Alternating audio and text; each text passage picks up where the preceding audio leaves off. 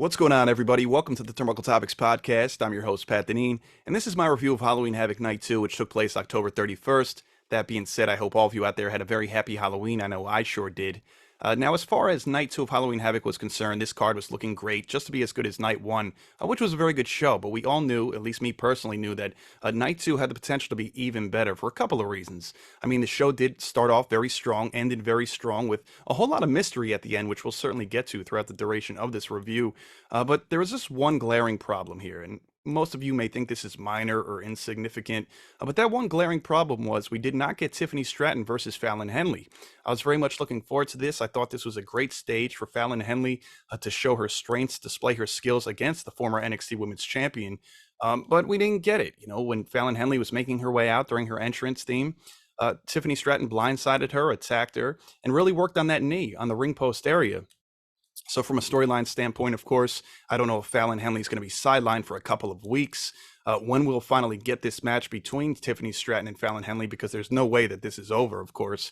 And I was also a little disappointed that Fallon Henley didn't make her way out like she did Night 1, dressed as Tiffany Stratton, because she sounded just like Tiffany Stratton, but I guess that's irrelevant anyway because we did not get the match when all is said and done.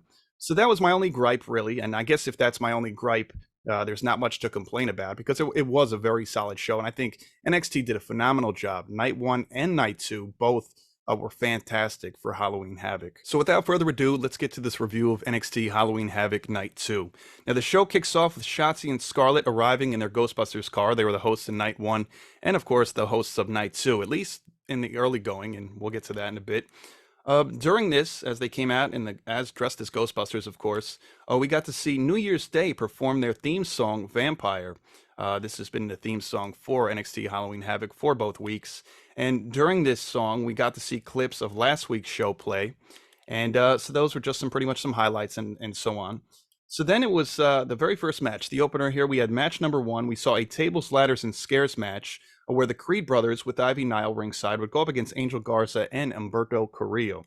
Now, the Creed brothers had that momentous victory on Monday Night Raw against the Alpha Academy in that open challenge. I was very surprised that the Creed brothers won that match. Not to say they're not capable, but hey, look, little jitters, their first night on Monday Night Raw. And of course, Alpha Academy, they're no slouches. Chad Gable, Otis, and so on. But they got the job done. So, look, anything goes here in this match on NXT, Halloween Havoc. Anything goes, no disqualification. This match was brutal and then some. There were broken tables, bent ladders, you name it, it probably took place everywhere. And I hope the Creed brothers get some time off after this vicious back-to-back schedule they had early this week. Again, Monday Night Raw against Alpha Academy, and then going up against Angel Garza, Humberto Carrillo in this tables, ladders, and scares match. A whole lot of physicality here, so I hope they were able to, at minimum, at least take the rest of the week off after those back-to-back battles the last couple of nights. So this is how we started off here. We had the Creeds attack Humberto and Angel during their entrance. Everyone brawls on the outside. The Creeds set up a table. Julius Creed hits an attitude adjustment on Angel Garza, sending him through Humberto and the table. Back in the ring for a near fall.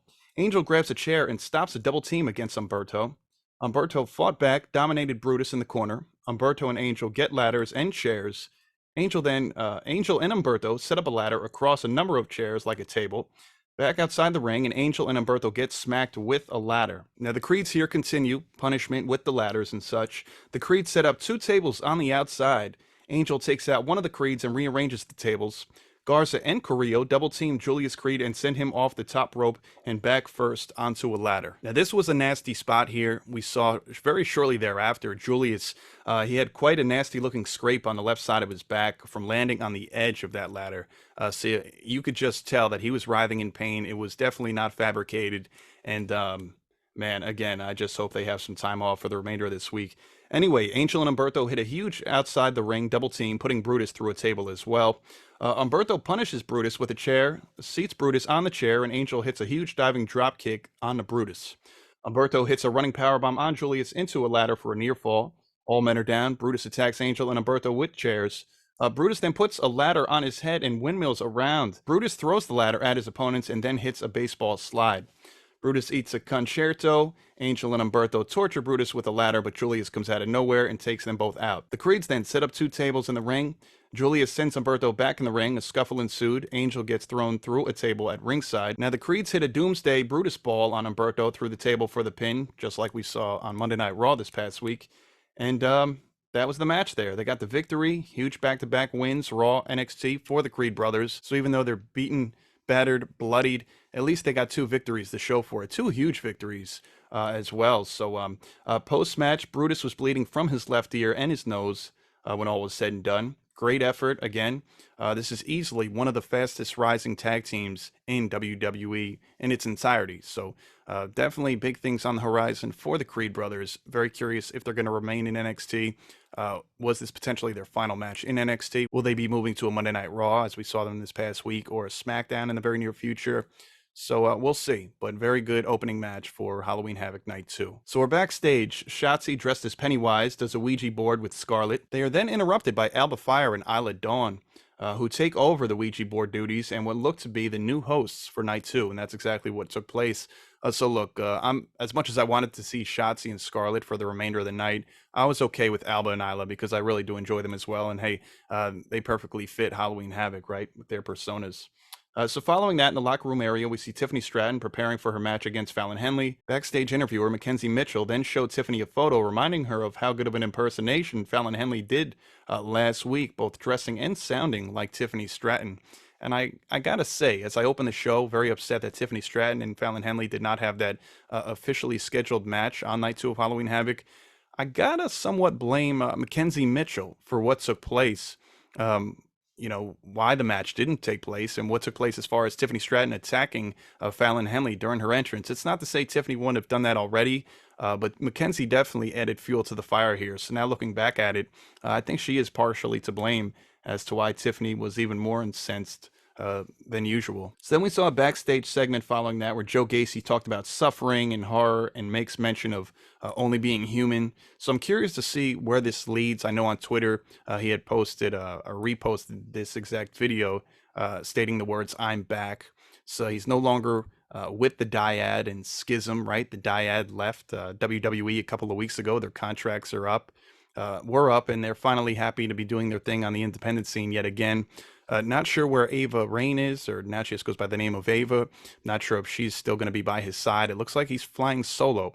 So 2 things here. I'm curious as to what's next for Joe Gacy, and certainly what's next for Ava. Where will she go? Will they be pushing her more just in singles wrestling, obviously in the women's division, or will they be looking to piece her in somewhere on the main roster? Now, look, I know Ava's not ready for the main roster as far as wrestling's concerned, but we saw a couple of weeks ago when Paul Heyman was on that October 10th edition of NXT that he was talking to Ava backstage.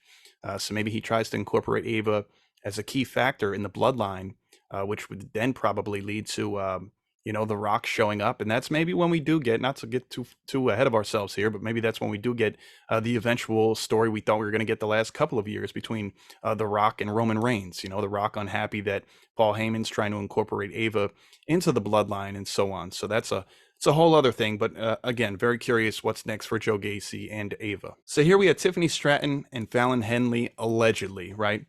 Tiffany Stratton decided to attack Henley during her entrance. Henley screamed out as Stratton attacked her knee on the ring post, as I mentioned earlier, and, appeared to be injured. The match was called off. Very unfortunate for sure.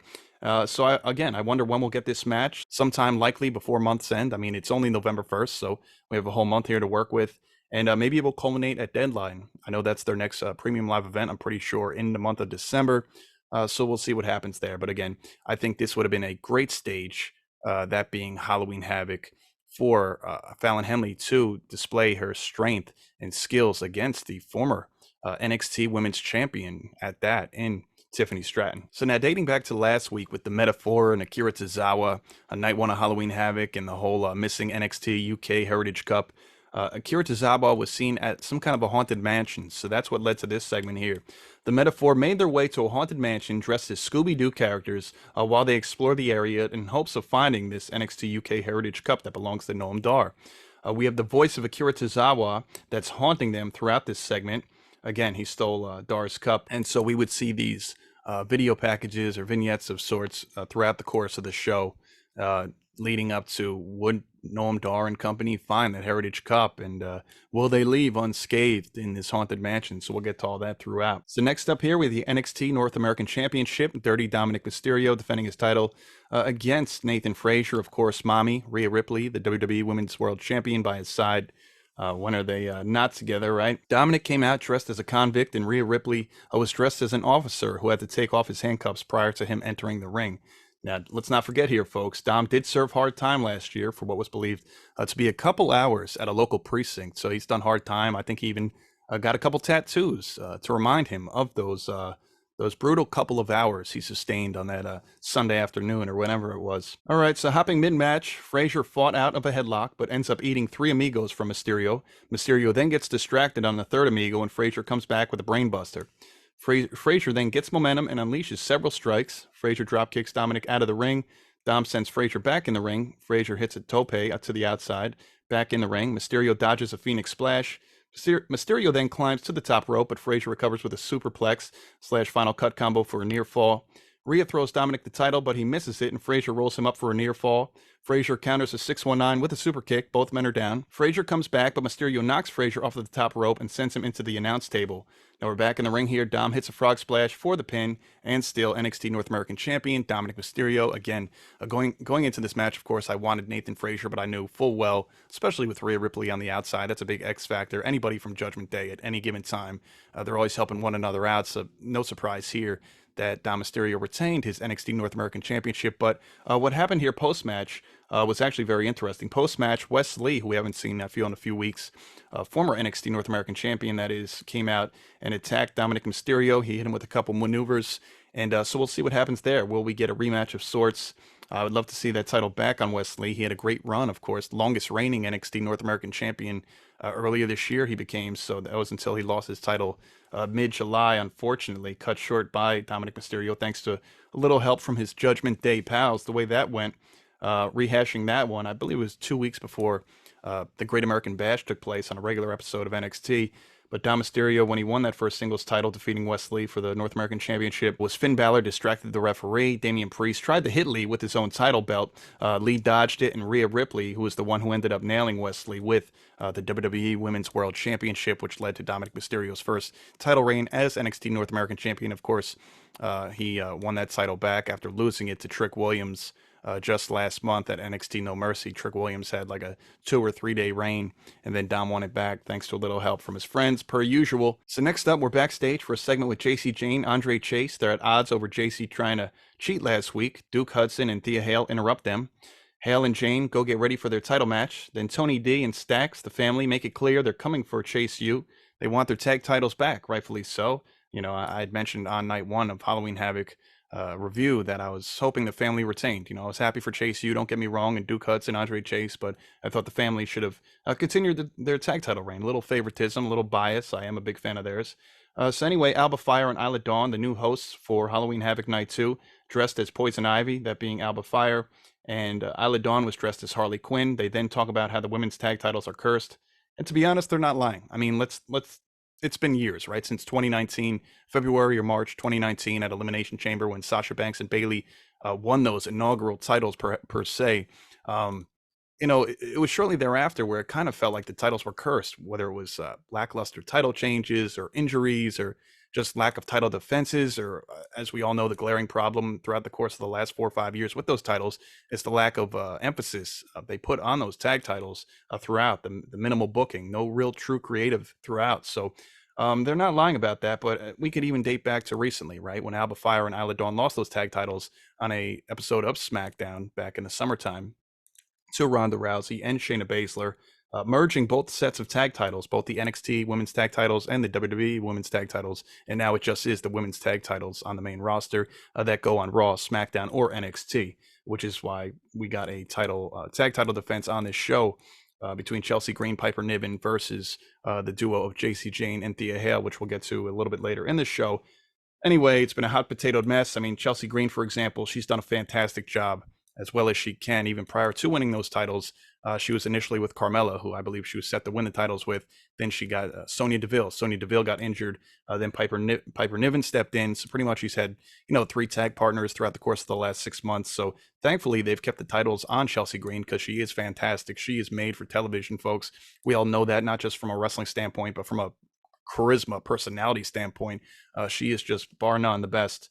And I feel like she's only getting more and more popular as time goes on. And I really hope the best for her and her run in WWE and eventually her singles run, hopefully. But hey, at least she's still champion, right? And Piper Niven, by the way, has been a phenomenal replacement for Sonya Deville. I had my doubts about her, I'll be honest, because her run on the main roster has been lackluster. Again, largely due in part to the lack of emphasis they put on Piper Niven, being dewdrop the first year and a half, coming in with Eva Marie in 2021, and then eventually getting her NXT UK name back in Piper Niven within the last year or so. And they really didn't do much with her until she had to fill in a couple months ago for Sonya Deville. And it's great to see her back on television in a significant role. And she's been funny as all hell in these, at least the last couple of weeks, doing these Halloween costumes alongside Chelsea Green. So that's been good stuff. Anyway, we get another segment from the Haunted Mansion. Shakara Jackson of Metaphor is seen wandering throughout the Haunted Mansion, scared by a variety of monsters. She eventually faints, or Mensa runs into a terrifying zombie child. He then hits a scare actor with a sandwich, and then he finds Akira Tozawa, and the two brawl in the Haunted Mansion. Oro Mensa is knocked out and dragged away by the druids. And then Lash Legend beats up a scare actor in a bloody kitchen before being dragged off as well. And then the words read at the end of this segment, "To be continued." So here we had Mr. Stone versus Bron Breakker. Inevitably, I think most of us thought this would be the shortest match on this card. It ended up being, well, I guess technically it was the shortest match that took place, being that Tiffany Stratton and Fallon Henley never officially got started. So this probably was the quickest. But anyway, Mr. Stone versus Bron Breakker. The way this went is Breakker early on corners Stone. Stone does his best to avoid Bron Breakker. I mean, I would too. I wouldn't have even let this match be made official, to be quite honest. Stone throws a punch that doesn't even phase Bron Breakker at all. Stone runs around the ring and backs into it, but eats a shoulder tackle from Bron Breakker. Breakker mangles Stone's tank top, tosses Stone around the ring. He also maintains dominance, but gets rolled up by Stone for a near fall, which surprised most of us, I believe. I was like, wow, I didn't think he was going to win at any point in time, but that would have been something. So Breakker goes back to battering Stone. I mean, rightfully so, for probably even having the audacity to pin him in the way that he did. Breakker then hit a vicious spear on Stone for the win. Post-match, Breakker takes Stone out of the ring and tosses him around pretty much like a doll. Breakker goes to deliver the same stair crush that he performed on Von Wagner several weeks back, but then Von Wagner showed up with this massive bandage on his head. It looked like he came out of a mummy costume, to be honest, half his face wrapped up from that injury still. And Wagner chokeslam Breakker onto the stairs. Breakker avoids the stair crush to give him a little payback, which, Breakker did to Von Wagner again several weeks ago. But Breakker retreats and security restrains Von Wagner, and that was pretty much it. As far as they were concerned, in a little bit backstage, we'll see Stone and Von Wagner have a segment talking about Bron Breakker and so on. After that, we then see a video play showing Lyra Valkyria's road to the NXT Women's Championship. Great match last week against Becky Lynch, securing that victory, becoming the new NXT Women's Champion. Very happy for her. And so again, looking forward to her title reign. Hopefully it's a lengthy one. And it was also announced that Lyra Valkyria, the new NXT Women's Champion, will be returning to NXT next week. And from there, hopefully we find out who her first feud will be. I'm very curious to see what direction they go with her and who's going to be coming after her. So next up here, we had a segment from Out the Mud. If you're not familiar with them, it's Bronco Nima, Lucian Price, along with Scripps, formerly known as Reggie. And this is a new tag team in NXT. They came on the scene a couple months ago. They had a tag title opportunity at NXT No Mercy in that four-way matchup. And although they're not ready just yet to be NXT Tag Team Champions, definitely sometime, as I mentioned before, in 2024, I can see them being tag champs. I mean, they have an awesome look. They're two big dudes. Reggie's the perfect fit for them, whether he's, pretty much their manager unofficially, right? And so I could definitely see a very promising future for them, but they're not there just quite yet. It would be way too early to put those tag titles on them. But in short, during this segment, Scripps goes on to say that no one understands the hardships that these three men had went through growing up. And he also took a shot at the Brawling Brutes. I don't know if that's going to lead to a feud between the two teams in the coming weeks or what. Obviously, that would be a great duo to really, get their feet wet and get used to NXT and stuff from working with some veterans and so on. So we'll see where that leads. But again, there's no need to rush the process with these two. Take your time. They're obviously going to be dominant forces. They just need some more time to, get better in ring, but I think their presentation is phenomenal. That's for sure. So next up here, we have the NXT Women's Tag Team Championships on the line. Chelsea Green and Piper Niven making their way from Monday Night Raw, putting their gold on the line on NXT Halloween Havoc Night 2 against Jacy Jayne and Thea Hail. Now, the last couple of weeks, it's been very entertaining, more than usual, seeing Chelsea Green and Piper Niven. I mean, last week on Halloween Havoc, they were Little Red Riding Hood and the Big Bad Wolf. On the most recent edition of Monday Night Raw, they were the Hart Foundation. Chelsea Green was Bret the Hitman Hart, and Piper Niven did a phenomenal job of being Jim the Anvil Neidhart with the chest hair, the goatee, you name it. They looked spectacular. So again, these two have been nothing but amazing, especially as of late, as far as television is concerned. Not even their in-ring matches, just, how they have segments backstage and so on. Now, as important as it's been for Piper Niven to step in for the injured Sonya Deville a few months ago, teaming with Chelsea Green, initially becoming a women's tag team champion, and although that's a lot of pressure, she stepped in very good. But to me, what's been just as impressive and important, especially for the future of Piper Niven, is the fact that not only has she fit so well with Chelsea Green, but it's really helped her persona, her character, her personality overall in general. We know she could go in the ring. She's a great wrestler. And for those that are not familiar with her, especially in the NXT UK days, she can go when all is said and done. But what is it that's really going to draw us to her, that we're not bored of her, just another good wrestler with minimal to no personality? And that's not the case. I mean, she's displayed it over time, in the past couple of years being on the main roster, even as Doudrop, that it was there, but I feel like it was never really brought out to the surface. And a lot of that was due to the fact she was never really given that opportunity to showcase that. But being alongside Chelsea Green, you're going to see that, whether you like it or not, because it's just naturally going to come out of you. And you're seeing Piper Niven just be so good on TV from a week-to-week basis. And so that has been just as significant as her being a women's tag team champion. And I really hope this propels Piper Niven into the future in singles when the time comes where she eventually does lose those tag titles with Chelsea Green. Maybe this spins off into a feud between the two in the future, which I would not completely be opposed to at all. I mean, it's reinvigorated Piper Niven on the main roster, and for the first time in over 2 years, I can honestly say, and although it is an added plus that she is alongside Chelsea Green, but I can say that I'm actually looking forward to seeing Piper Niven on TV. Again, I know she could wrestle her butt off, but from a personality, a character standpoint, I'm like, wow, I can't wait to see what's next from her and them. So again, hopefully this propels Piper Niven in the future in a singles capacity as well. So the champs here going up against Jacy Jayne and Thea Hail of Chase University. Jumping in here mid-match, Piper Niven and Chelsea Green take the upper hand, double teaming Thea in the corner. Niven locks in a Cobra Clutch. Piper then hits a huge shoulder breaker. Hail then comes back with a DDT and crawls for Jacy Jayne. Green tags in and stops the tag from happening. Hail dodges under and tags in Jacy Jayne. Jacy runs over to Green. Jayne then hits a huge cannonball in the corner for a near fall. Green then fights back and goes for an unprettier, but Jayne counters with a spine buster. Now here, Niven breaks up the pinfall. Niven hits Hail with an electric chair slam. Then Green and Jacy Jayne trade blows. All four women are then down. Jayne recovers and fights back, and while the referee was distracted, Jacy went to take Andre Chase's tag team title belt to potentially use that to hit Chelsea Green. Andre Chase prevented that from happening. He did not allow her to cheat, and then Green hit an unprettier for the pin. And still, Chelsea and Piper, the WWE Women's Tag Team Champions. Happy to see it. I thought going into this match, it really was a toss-up. I thought Thea Hail and Jacy Jayne could become tag champions, much like Andre Chase and Duke Hudson. All would be well there, and they'd all have, tag team gold, but that's not the case. And so be it. So, and still, Chelsea and Piper. Now, the funny thing here was that when Jacy went to reach for that title belt of Andre Chase's, it was the very same spot where she tried to lend Chase a hand last week to cheat, but he declined and somehow still got the win in that NXT Tag Team Championship match, becoming the new tag champs. So much for scratching one another's back, as Jacy Jayne alluded to earlier in the evening when speaking with Andre Chase backstage. I'm sure it's going to lead to a whole lot of problems, and that little, happy honeymoon time for Thea and Jacy alongside Andre Chase and Duke Hudson the past couple of weeks. They've seemed to work things out. I guess that's going to lead to Jacy Jayne returning to, not that she ever was on her way to becoming a babyface, but she was with the babyface stable. And so I would just have to assume that Jacy Jayne is going to take Thea Hail. They're going to officially leave Chase University and become full-blown heels. That would be my guess, but we'll have to see what happens on the next episode of NXT next week. So here we are backstage. Lexis King, again, formerly known as Brian Pillman Jr., he got his initial NXT debut victory on night one of Halloween Havoc. Lexis King was with Mackenzie Mitchell sitting on his throne and says he's pleased with his debut match and that his name is everywhere. He's used to everyone having an opinion about him. And then he says he's done some bad things, and we will learn more of those things in due time. And what's his name? Lexis King was hoping that Mackenzie Mitchell would remain backstage with him.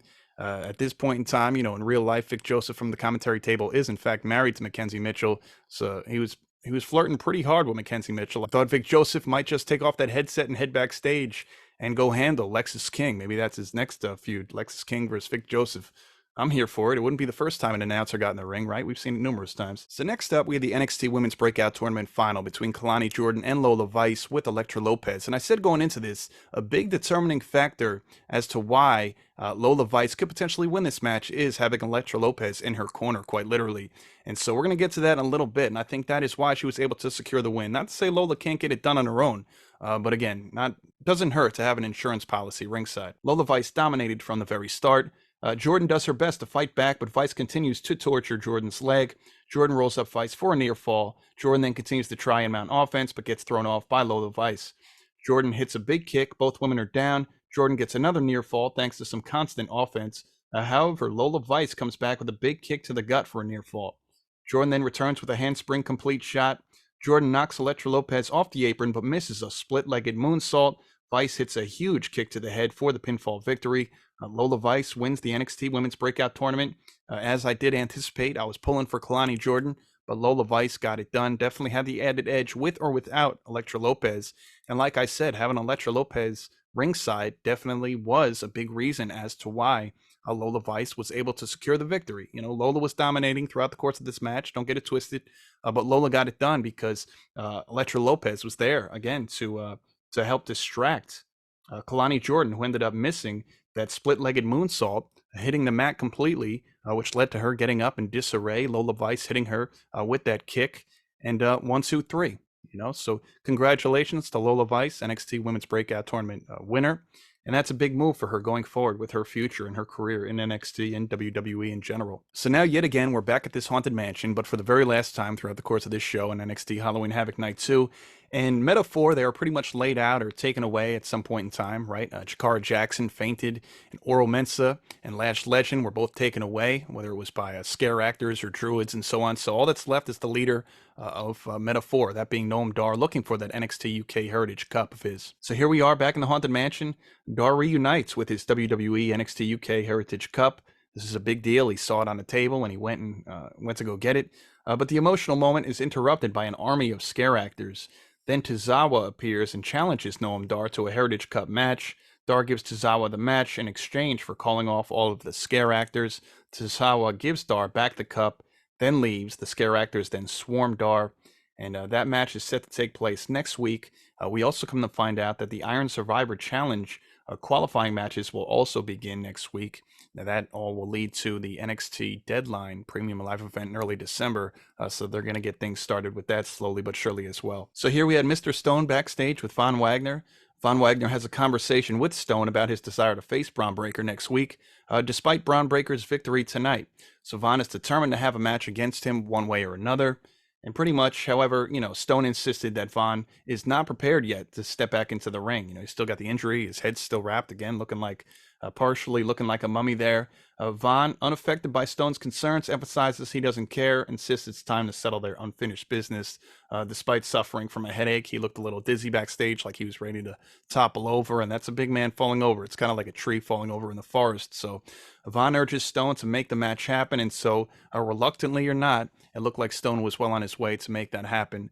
Maybe as early as next week, who knows? But sometime in the coming weeks on NXT, I'm sure we're going to see Von Wagner going one-on-one with Bron Breakker, hopefully getting that much-needed revenge and victory. So now it's time for the main event, WWE NXT Championship match between Ilja Dragunov and Carmelo Hayes.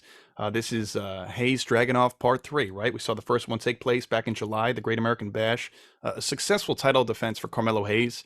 Then a couple months later at No Mercy in September, that's where Dragunov dethroned Carmelo Hayes, who had that title for the better part of 2023, since Stand and Deliver weekend, WrestleMania weekend. And now here we had the third and final match. It was split 1-1, this rubber match, here at Halloween Havoc Night 2 in October. Now, I love the fact that all three of their matches either took place at a premium live event, that being NXT No Mercy, or a themed show on NXT, the Great American Bash, and of course, this most recent Halloween Havoc Night 2. these matches deserve to be in primetime spots, not only in the main event, but on a theme show. It can't just be on a regular, episode of NXT and, to start off the 9 o'clock hour or something like that. They would never do that to them. And they did right by them. I'll say that all three of these matches have been fantastic. And so without further ado, we're going to jump early into this match here. This is probably the most lengthy review of the whole show because it's worth noting almost everything that took place. So don't mind me if I take a little longer than usual. It's because it's much needed. And again, this is the third and final match between the two. So the two engage in a fierce exchange with Hayes delivering elbows and Ilja Dragunov responding with forearm strikes. The battle reaches a peak as both men simultaneously slap one another, followed by both executing thrust kicks that send them both crashing to the mat. The match remains highly competitive and evenly matched. The crowd was chanting "This is awesome" numerous times throughout the course of this match. We even got a "Fight Forever" chant as well, rightfully so. Dragunov unleashed a barrage of forearms and chops, following them up with a powerful elbow strike to the back of Hayes' head. Hayes fights back with a forearm of his own, but Ilja Dragunov responds with a boot to the head, followed by another kick to the head as well.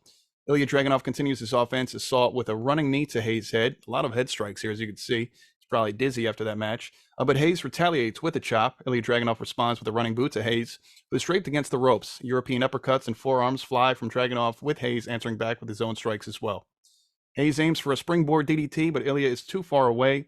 Ilja delivers a clothesline and a powerbomb, securing a near fall. The back-and-forth battle continues as Hayes lands a super kick, then a bicycle kick, but Ilja Dragunov counters with another clothesline for a near fall. Ilja Dragunov and Hayes exchange knees to the head and forearms, showing their determination. Hayes then blocks the Constantine special and attempts La Mystica for a near fall. Hayes then climbs the turnbuckles. Ilja Dragunov stops him and hits him with a snap mirror to the mat. Hayes retaliates with a slingshot DDT on Dragunov, and then the referee checks on Dragunov's condition. Hayes follows up with a frog splash, but only gets a near fall. Dragunov executes the H-bomb on Hayes, who then manages to block a suplex attempt. Hayes goes for a suplex, but Ilja Dragunov escapes, delivering a chop to the back of the neck. Dragunov sets up for the Constantine special, but Hayes kicks him into the ropes. Hayes attempts a slingshot DDT on the apron, but Dragunov reverses and hits a Death Valley driver, sending both men crashing into the floor. Now, at this point in time, Dragunov rips the top of the commentary table off, throwing it to the floor, in the process knocking all of Vic Joseph's candy all over the table, onto the floor. I mean, if I'm Vic Joseph, I'm pissed. First, earlier in the night, Lexis King is backstage hitting on my wife, Mackenzie Mitchell, and now Dragunov is knocking my Halloween candy all over the damn place. Now, look, I'd be the last one to pick a fight with Dragunov, so I'd let that slide, but maybe the Lexis King bit I would have went backstage for. Anyway, following that, he then chops Hayes onto the announce table, then throws away Booker T's chair, pulling off his headset in the process. Dragunov proceeds to send Hayes crashing through the table with an H-bomb, holding his elbow afterwards. So Ilja Dragunov then sends Hayes back into the ring, delivers a boot to the head, and follows it up with a forearm that drops Hayes to the mat. At this point in time, I'm like, there's no way that Hayes is not finished. I mean, Dragunov's beating the living hell out of him, as he does to all of his opponents, and we've seen it even in prior times too, Carmelo Hayes as well in previous matches. So Dragunov ascends the turnbuckles for a coast-to-coast, but Hayes attempts to counter with a codebreaker. However, Ilja Dragunov catches Hayes mid-move and then sends him into the turnbuckle, then rebounds off the ropes with an H-bomb for a near fall. Dragunov heads back to the top rope, but Hayes stops him with a codebreaker this time around. So Hayes climbs the turnbuckles, preparing for nothing but net, but just as he's about to execute the move, Trick Williams' music hits, leaving Hayes in absolute shock, his jaw dropped all the way to the floor, and appropriately at this moment in time, Vic Joseph makes mention on Halloween night, Hayes looks like he just seen a ghost. And that was so true. If you think back to that #1 contendership for the NXT Championship a couple weeks ago, it was supposed to be a fatal four-way between the likes of Baron Corbin, Dijak, Carmelo Hayes, and of course Trick Williams. But what happened? Trick Williams was attacked prior to the match. Who did it? At this moment in time, we still don't know, although it's been teased by many, by Bron Breakker, Jacy, who else? Scarlett, and many others that, hey, they believe that it's Carmelo Hayes who was the one who attacked his friend Trick Williams because he's jealous, because he sees how much, Trick Williams has been propelled to the forefront in the past couple weeks or months, and how much the crowd loves him, yelling "whoop that Trick" whenever his theme comes out. And honestly, especially at this moment in time, not only was it significant when Trick Williams came out to his music to kind of confront Carmelo Hayes, sort of, but you could just tell there is momentum there. There is significance. There is importance. And when Trick Williams comes out now, it's not like it was a couple months ago, certainly not even like a year or two ago. Trick Williams is highly sought after by the people. People are really loving him, and I'm happy for Trick Williams. So let me not get too, distracted here. Let me get back to the match itself. So again, Trick Williams makes his way out. Trick Williams was visibly not in a good mood, obviously upset that he didn't get that opportunity a couple weeks ago in that fatal four-way to be number one contender, upset that potentially he may know or possibly think that it was his friend or former friend Carmelo Hayes that did do this to him. And so something's just not sitting right with him. So despite the distraction, Dragunov manages to land a punch on Carmelo Hayes, followed by a superplex and the Torpedo Moscow for the 3 count. Dragunov retains his NXT Championship and wins this best-of-3 series 2 matches to 1. Now post-match, Trick Williams then makes his way into the ring, approaches Carmelo Hayes, and this is where everybody had their eyes glued. What's going to happen next? Is he going to say something? Is he going to do something? I mean, Carmelo Hayes himself was probably wondering what's going to happen at this moment in time. So Hayes looks up at Trick Williams. Trix proceeds to lift Hayes up aggressively, and it appeared that he has something in store, something to say to Carmelo, but it did not happen on night 2 of Halloween Havoc. Potentially on the very next episode next week of NXT, we'll get to see, either Trick Williams confront Carmelo Hayes or Trick Williams get on the microphone by himself in the center of that ring or backstage or wherever. I'm hoping that that's what we'll see, and it's certainly juicy. It's got people on the edge of their seats leading into the month of November, and to certainly close out this year. It looks like we're going to get Trick versus Mello in some capacity, perhaps at Deadline in December. So that will be good.